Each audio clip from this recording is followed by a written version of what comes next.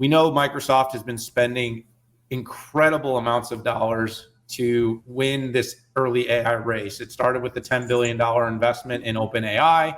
And then in a matter of weeks, the company rolled out GPT or their version of ChatGPT using OpenAI into Bing Edge. It went into 365 Teams, and basically the whole product mix. And of course, that's been a massive differentiation in Dynamics, by the way.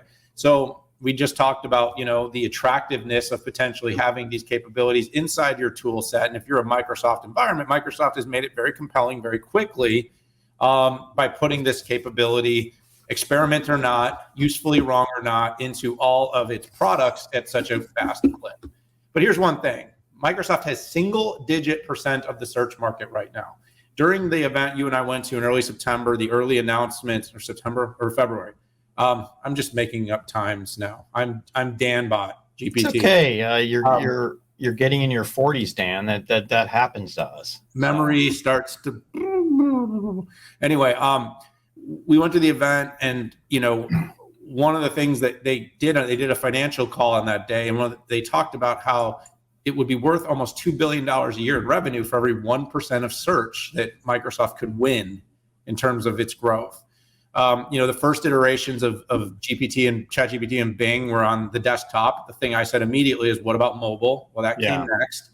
Now they have it on mobile. But the one challenge Microsoft has, and this is kind of one of the things that was, really criticized Steve Ballmer's era, was they just didn't win mobile. They just missed the opportunity. And now the apps have improved, and Microsoft certainly has a better mobile experience with the apps, but they're not native. They don't have an OS. They were not able to penetrate the OS market on the mobile device. They tried a couple times without much success. And now you've got a little over half the market in the worldwide on Android. And you've got the other, what's a little less than half on Apple. And so there's an opportunity right now to potentially put Bing as the default search on Samsung devices. And that would be a major pivot from Samsung, natively running Chrome. And so the question mark right now is, should Microsoft pay big for the opportunity? And I think, Samsung, Pat, you probably might even know this better than me, in like the 20-ish% of all the devices in the market. It's a significant number. It's not all the Android devices, but Samsung. But if they were able to be the default search on the Samsung device family, which is a large family, even bigger on a global scale than it is domestically here, could that help them become a de facto search? And long story short is, I think there's a very compelling case to be made that Microsoft needs to go all in on this opportunity. I don't know how it wins search, especially if Bard catches up quickly and becomes embedded in Chrome anytime soon, how they won't miss the opportunity to win a large swath of mobile search with generative AI if they don't look at these kinds of opportunities as moments to lean in. Now, again, look at that 1%, $2 billion. There's a fairly easy set of math for them to do based upon some assumptions on how much market share they think they could gain in terms of default search. Are there risks? Yeah, spending billions of dollars where people can still go ahead and load Chrome and decide to stay with Google is certainly a risk for the company. But here's my take, Pat, and I'll pass it to you. I don't think people will actively go out and download Bing onto the Samsung devices if Google's already there when they buy it. 3 words: competition is good. And we would not be having this conversation if there weren't some healthy competition.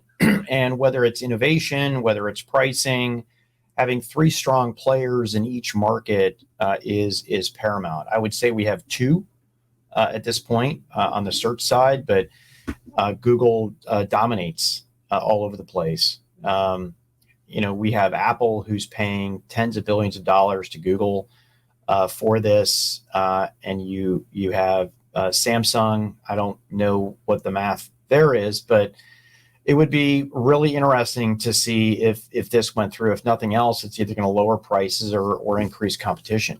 There was a lot of speculation on whether this was even possible out there as well.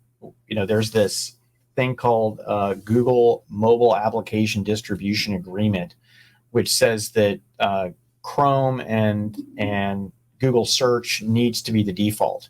So here's all I have to say is there are standard agreements, and then there are agreements with the largest Android provider on the planet, and that's Samsung. If you remember, Samsung was working on an alternative operating system, and that went away, and then there was a strategic alignment between Google and Samsung, where Samsung and Google agreed to do certain things. We don't know exactly what was in there, but I guarantee you Samsung does not have the standard MADA out there that, the number 27 Android handset provider in some nuanced country would be signing. So, and this looks nothing but good for Microsoft and what it's been able to do. I mean, no matter how many billions somebody would pay, a device maker isn't going to put something on there that its users are going to hate. Okay.